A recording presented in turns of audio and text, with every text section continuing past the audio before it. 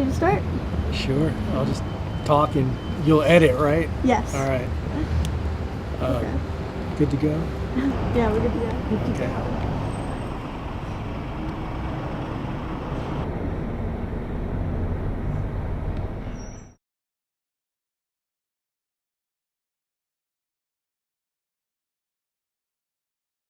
My name's Jim Lockridge, and we're sitting in the back steps to 242 Main, city program that started in the 1980s. It was a program put together for teenagers to guide what happens inside the building here in the space that they were given. And almost from the start, the teens were programming live music for themselves. And in the course of over 30 years, 242 Main became the longest running all ages punk rock venue in the United States of America. And the kind of experiences that young people had here over all that time, and we're talking about multiple generations, were the kind of experiences I think we all want for young people, coming together in a place where they're empowered to give it shape, that they can be creative and share what matters to them with one another in a safe environment where the adults give them room to be young people.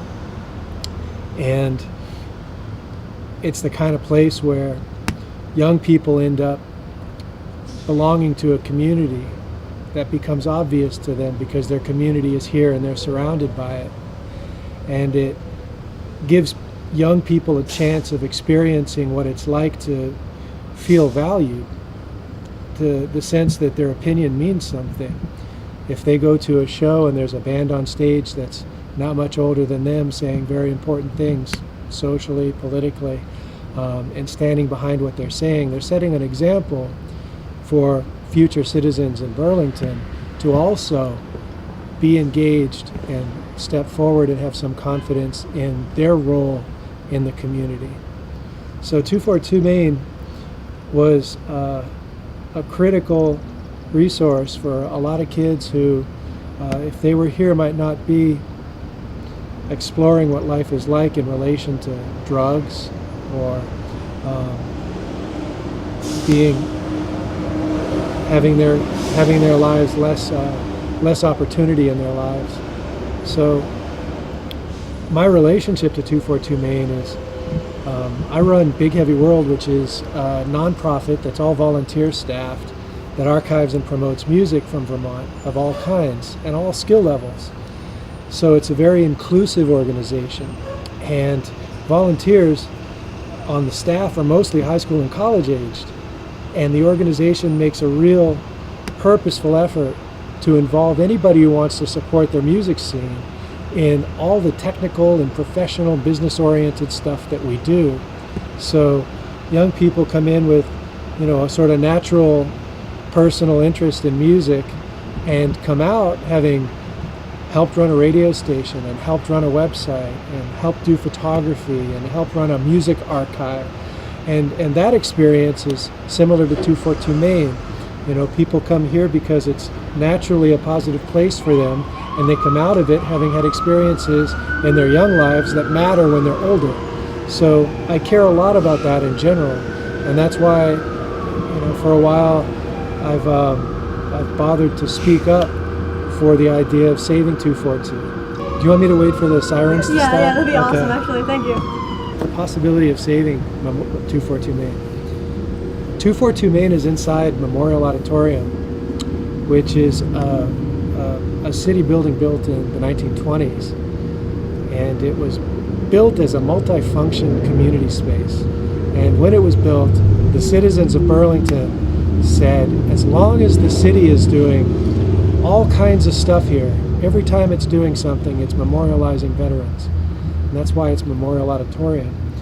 And over the last bunch of decades, the city government has neglected maintaining Memorial Auditorium.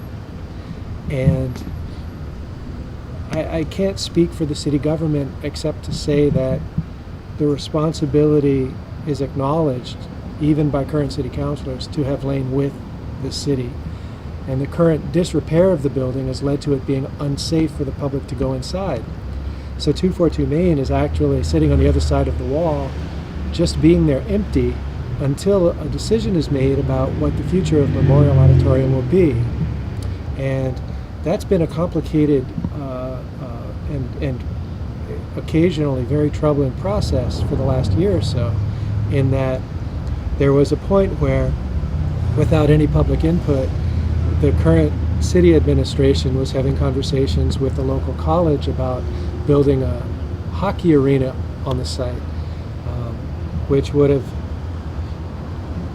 been the opposite of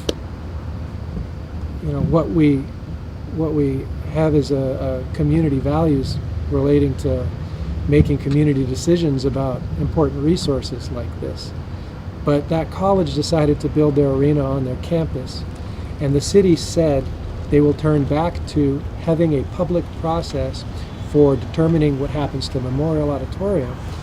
The thing is, the city has had very successful public processes, like the one that developed the skate park, and the city's had very poorly executed public processes, and we saw that in the South End when it came to planning and zoning changes.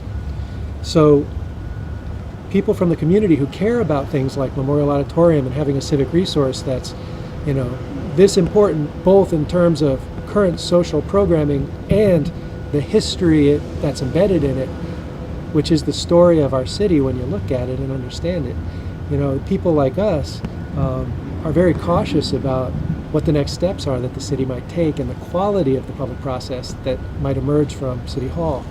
So, not knowing what will happen, all we know is that the city offices that will be responsible for our public process say that the request for proposals that's put to the public will be drafted by a group of citizens or stakeholders.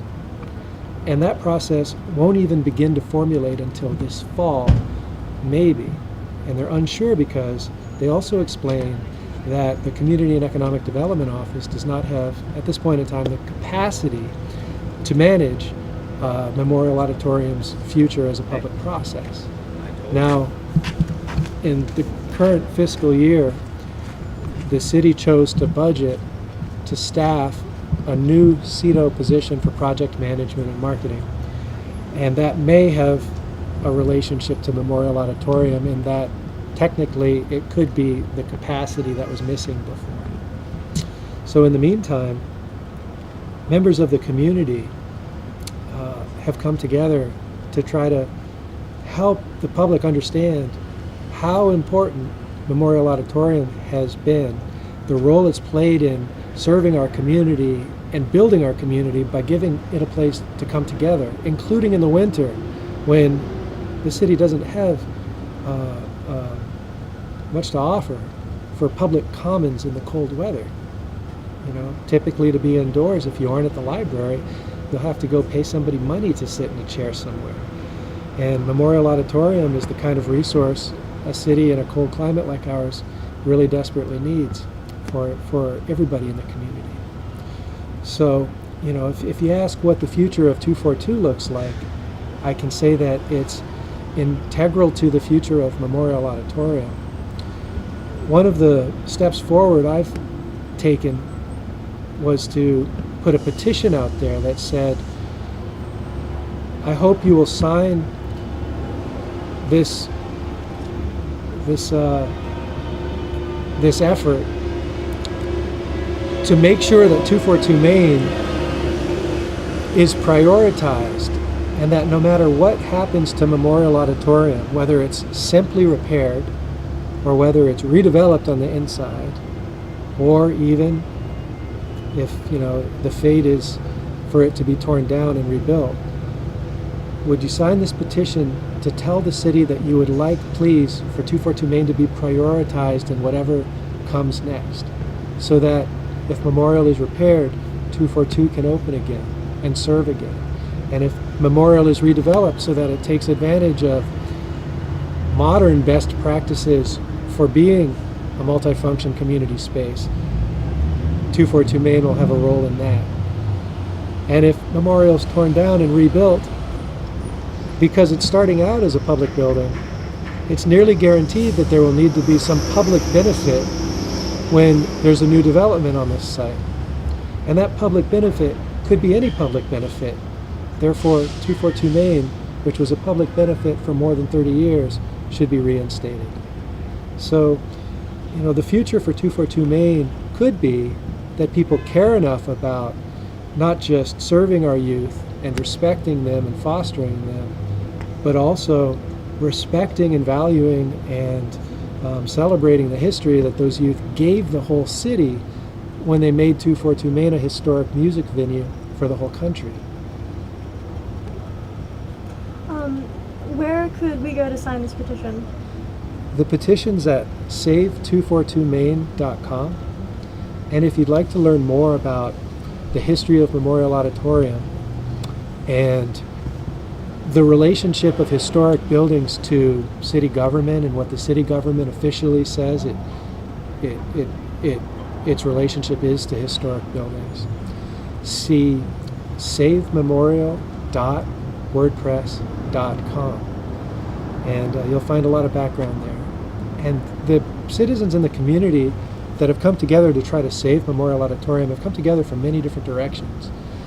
They've been involved in different politics and different causes.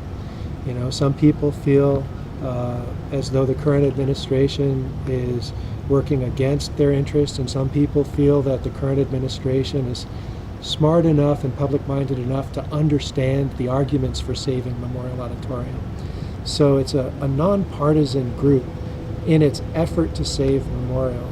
I think that the values people are standing for by coming together and asking that Memorial be saved are values that the entire community, no matter what your politics are, should feel are supportable and worth investing a little energy and attention in.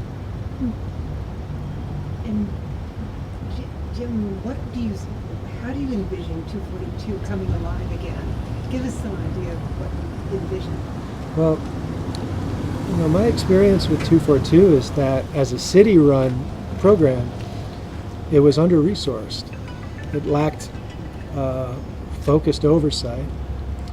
It wasn't demanded that 242 build connections with the community that would have saved it earlier in this process.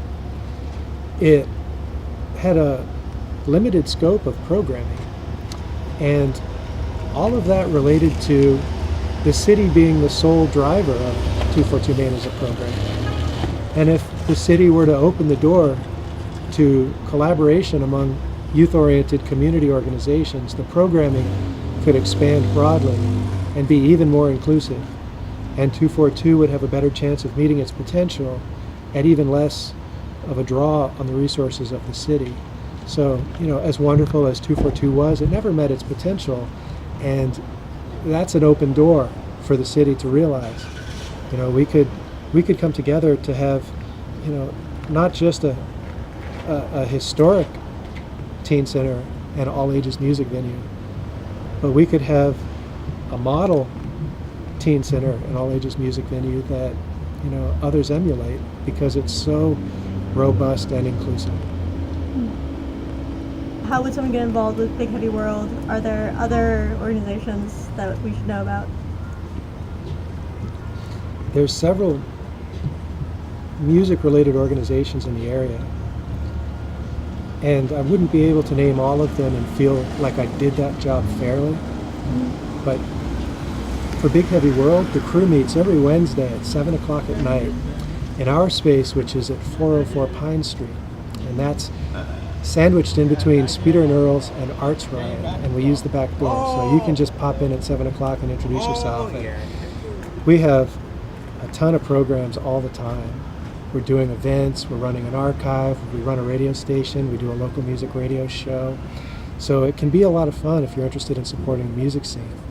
There's also Young Traditions, which is a long-running traditional music organization for young people that Mark Sustick hosts, and you can look them up online.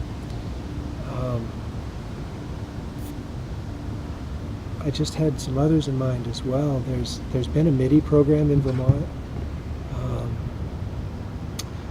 There's a youth program that has a headquarters, I believe, over at the University Mall in Bruce Wilson's space there, the drop-in center. There's always the opportunity to build your own music programming, like with Vermont Community Access Media or RETN, where you can get behind a camera and host musicians or have them perform on television to support them, which is always nice. At Big Heavy World, we don't just operate a music office, but we operate a community radio station. And anybody in the community can come host a show on any topic, including music. So we have jazz programs and hardcore punk rock programs. Big Heavy World hosts a local music program. We have hip hop on Wednesday nights. So it's, our DJs have been everywhere from 10 years old to senior citizens. So it's a really welcoming situation. All right. Thank you very much. No, thank you guys. And can you remind us one more time, where do we need to go to keep 242 alive? Save242maine.com is the petition to help save 242 Maine.